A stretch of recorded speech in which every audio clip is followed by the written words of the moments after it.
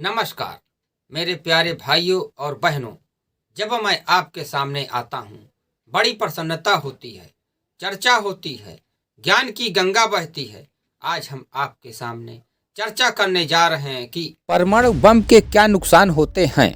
अगर परमाणु युद्ध होता है तो इतना धुआं निकलेगा कि धरती का तापमान तेजी से कम होने लगेगा।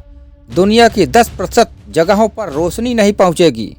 क्या हो कि सुबह जोर का धमाका हो और पल भर में ही हजारों लोगों की मौत हो जाए। लोग बैठे रहें और उनकी चमड़ी जलकर गिरने लगे।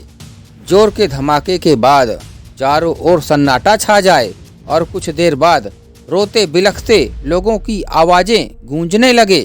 कुछ ऐसा ही हुआ था अगस्त 1945 में, जब दूसरे विश्व युद्ध के दौरान अमेरिका ने जापान के हिरोशिमा और नागासाकी पर परमाणु हमला किया था। ये हमले इतने जोरदार थे कि हजारों लाखों लोगों की मौत चंद मिनटों में ही हो गई थी।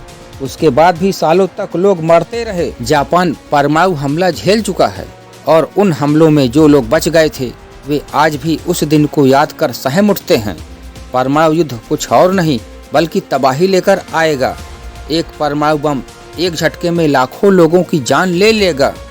वहीं अगर 10 या सैकड़ों बम गिर गए तो न सिर्फ लाखों करोड़ों मौतें होंगी बल्कि धरती का पूरा क्लाइमेट सिस्टम ही बिगड़ जाएगा। एक परमाणु बम पूरा शहर तबाह कर देगा। अगर आज के समय में कई सारे परमाणु हथियारों का इस्तेमाल होता है तो इसमें करोड़ों लोग मारे जाएंगे। अगर अमेरिका और रूस के बीच परमाणु युद्ध छिड़ गया तो मरने वालों की संख्या 10 करोड़ का आंकड़ा पार कर जाएगी। अगर अमेरिका और रूस के बीच परमाणु युद्ध में 500 परमाणु बमों का इस्तेमाल हो जाता है तो आधे घंटे के अंदर 10 करोड़ से ज़्यादा की मौत हो जाएगी। अगर दुनिया में मौजूद 1% से भी कम परमाणु हथियारों का इस्तेमाल होता है तो इससे 2 अरब लोग भुखमरी के कगार पर पहुंच जाएंगे। साथ ही पूरा हेल्थ सिस्टम भी तबाह हो जाएगा, जिससे घायलों को इलाज भी नहीं मिल सकेगा।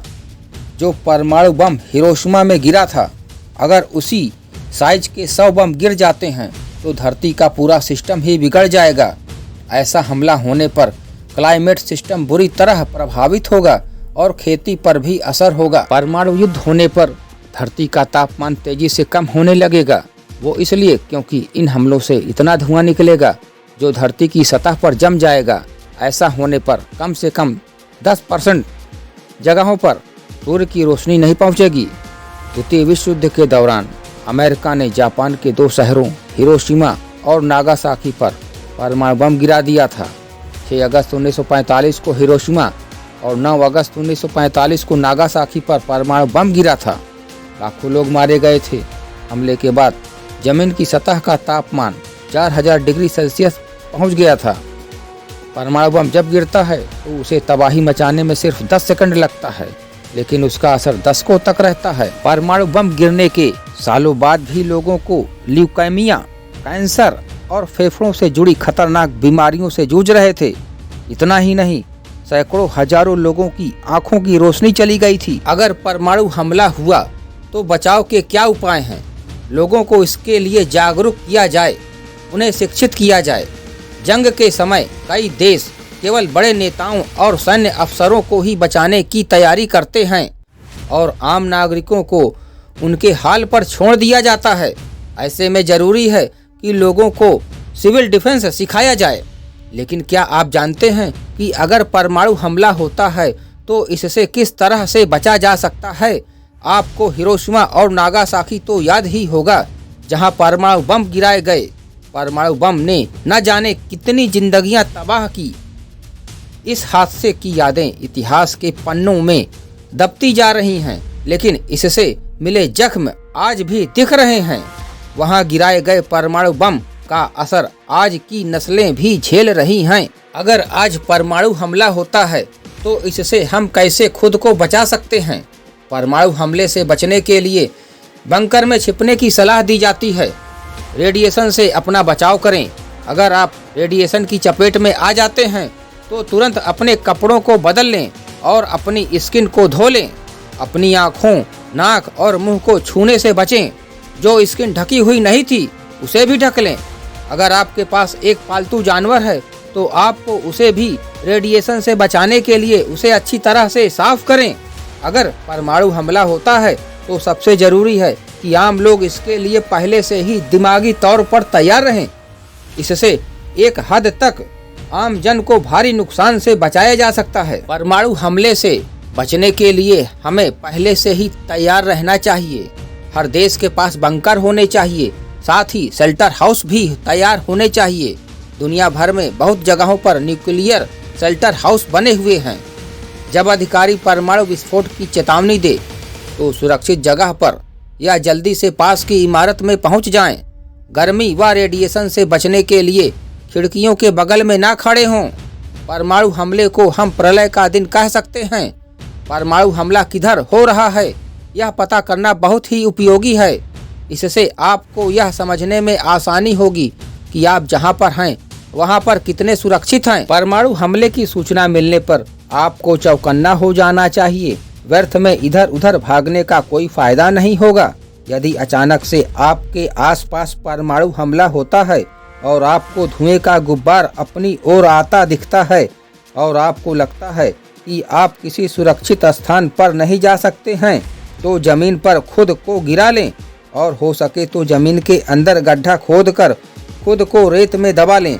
ऐसा करने का फायदा यह होगा कि आप जलने से बच जाएंगे और जब आपको लगे कि सब ठीक है तो वहां से तुरंत किसी सुरक्षित स्थान पर चले जाएं। यदि आपको कहीं पर तेज धुआं दिखता है जो असामान्य है तो आपको उसे घूरना नहीं चाहिए, क्योंकि यह आपको अंधा बना सकता है। परमाणु हमले होने की स्थिति में घूरने की बजाय कहीं छिप जाएं। यदि आप कहीं बीच रास्ते में हैं और परमाणु हमला हो गया है तो आपको चाहिए कि अपने मुंह के चारों ओर एक कपड़ा बांध लेना है ताकि आपके शरीर के अंदर रेडिएशन ना जा सके, और पूरे शरीर को कपड़ों से ढक लेना है। ऐसा करना बहुत जरूरी है।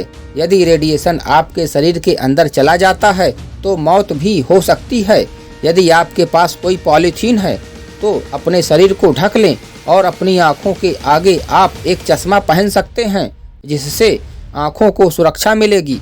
उसके बाद जितना हो सके किसी सुरक्षित स्थान की तलाश करनी चाहिए। यदि आप अपनी कार के अंदर कहीं पर जा रहे हैं और अचानक से परमाणु हमला होता है तो आपको भागने की कोशिश नहीं करनी चाहिए, क्योंकि आप अधिक दूर तक नहीं जा पाएंगे। यह पता लगाना कठिन होता है कि परमाणु हमले का रेडिएशन कहां तक फैलेगा। तो इसका सबसे अच्छा तरीका है कि कार को किसी एक स्थान पर खड़ा करें और उसके बाद यदि आप अकेले हैं तो कार के अंदर छिप जाएं। यदि कुछ और व्यक्ति हैं तो वे कार की डिग्गी के अंदर छिप सकते हैं। यह एकदम से सुरक्षित है, यहाँ पर रेडिएशन का खतरा नहीं है। लेकिन कार के शीशे से आपको दूर रहने की आवश्यकता है, क्योंकि यह फट सकता है। कुछ समय बाद जब सब कुछ शांत हो जाए तो खुद की पूरी सुरक्षा करते हुए आप सुरक्षित स्थान पर जा सकते हैं। यदि आप घर के अंदर खड़े हैं या कहीं रोड पर खड़े हैं तो आपको सबसे पहले किसी इमारत के अंदर शरण ले लेना चाहिए, और यदि आप घर के अंदर हैं तो हमले की स्थिति में आपको घर से बाहर नहीं निकलना चाहिए। कंक्रीट से बने घर परमाणु हमले के लिए सबसे सुरक्षित होते हैं।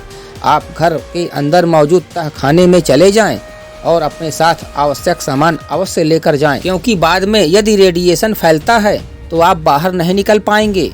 आवश्यक सामान में आप खाना और पानी व शरीर ढकने के लिए आप कपड़े ले सकते हैं। इन सब के अलावा संपर्क करने के लिए आपके पास मोबाइल होना चाहिए। यदि आपके घर के अंदर तहखाना नहीं है तो घर के नीचे के रूम में जिसमें कोई खिड़की ना हो उसके अंदर आपको शरण लेना चाहिए। वहां पर आप सबसे सुरक्षित रहेंगे। यदि आपके घर के अंदर कांच की खिड़की लगी है तो परमाणु हमले के दौरान उसके आसपास देखने की कोशिश ना करें, क्योंकि हमले की वेव की वजह से खिड़कियां टूट सकती हैं। किसी ऐसे कमरे के अंदर शरण लें जो पूरी तरह से बंद हो। यदि आपके घर में एसी चल रहे हों तो उसे बंद कर दें, क्योंकि यह आपके कमरे के अंदर भी रेडिएशन लेकर आ सकते हैं और रेडिएशन से मौत तक हो सकती है। यदि आप परमाणु विस्फोट के दौरान बाहर थे तो आपको जितना जल्दी हो सके स्नान करना चाहिए, और स्नान गर्म पानी से ही करना चाहिए, क्योंकि रेडिएशन आपके शरीर से चिपक जाता है तो उसके बाद यह आपके शरीर के अंदर जा सकता है और बड़ा नुकसान पैदा कर सकता है। स्नान करने के दौरान अपने शरीर को अच्छी तरह से साफ कर लेना चाहिए। शैम्पू से अपने बालों को धोना बेहद ही जरूरी है, क्योंकि रेडिएशन के कण आपके बालों के अंदर चिपक सकते हैं। तो शैम्पू से धोने के बाद रेडिएशन आसानी से निकल जाते हैं। उस वक्त आपके पास जो भी शैम्पू है आप उसी से अपने बालों को धो सकते हैं। यदि विस्फोट के समय आप बाहर थे या बाहर कोई कपड़े रह गए हैं तो इस प्रकार के कपड़ों का आपको उपयोग नहीं करना है। यह कपड़े प्रदूषित हो चुके हैं। आप अपने घर के अंदर रखे खाने का सेवन विस्फोट के समय कर सकते हैं, लेकिन विस्फोट के समय जो खाना बाहर पड़ा हुआ था उसका आपको सेवन नहीं करना चाहिए। आप पैक किए हुए खाने का प्रयोग कर सकते हैं, यह सुरक्षित होता है। परमाणु हमला होने की स्थिति में टीवी या इंटरनेट काम करेगा तो आप गलत सोच रहे हैं। टीवी या इंटरनेट के काम करने की कम ही संभावनाएं हैं। यदि आपके पास एक रेडियो है तो उससे आप सही जानकारी प्राप्त कर पाएंगे। परमाणु बम का रेडिएशन आपके शरीर के अंदर जाने का बहुत अधिक खतरा होता है, तो आपको इसको भी रोकने का काम करना होगा। इसके लिए मास्क न्यूक्लियर गैस आते हैं जो रेडिएशन को पूरी तरह से कंट्रोल करने में सक्षम होते हैं। आप इन मास्क को हमेशा पहने रखें यदि आप रेडिएशन वाले इलाके के अंदर मौजूद हैं। परमाणु हमले के प्रभाव काफी वर्षों तक रहते हैं। जापान में गिराए गए परमाणु बमों का प्रभाव आज भी देखने को मिलता है, जैसे त्वचा का लाल होना, कैंसर व मृत्यु तक हो सकते हैं। परमाणु हमला होने के बाद उल्टी, सिरदर्द और दस्त जैसी चीजों का अनुभव किया जाता है, तो आपको तुरंत डॉक्टर से संपर्क करना चाहिए। यदि आपको यह वीडियो पसंद आए प्लीज लाइक करें तथा चैनल को सब्सक्राइब करें। Thank you.